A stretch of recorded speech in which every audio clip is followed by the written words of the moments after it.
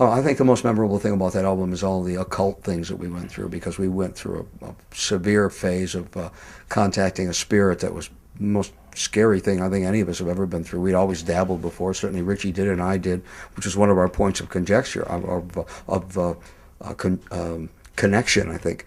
Um, and we rose this spirit named Baal. So not to go into the whole thing, Baal was this really evil spirit whose name is on the album, on the Long and Rock Roll album.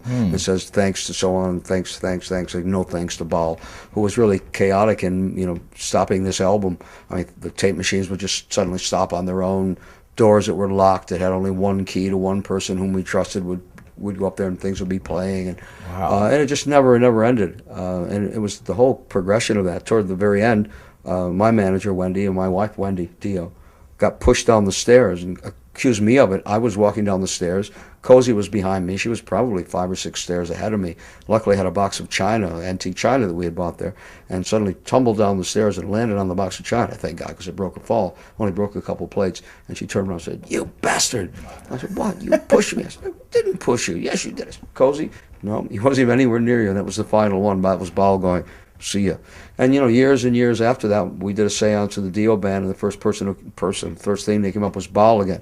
"Hi, I'm Baal, Ronnie. I'm back." I went, "No, you're not. I'm done." Yeah. We never did it again. But that was, I think, the highlight of all that was, how mysterious that whole album was to make. But with some great songs. I mean,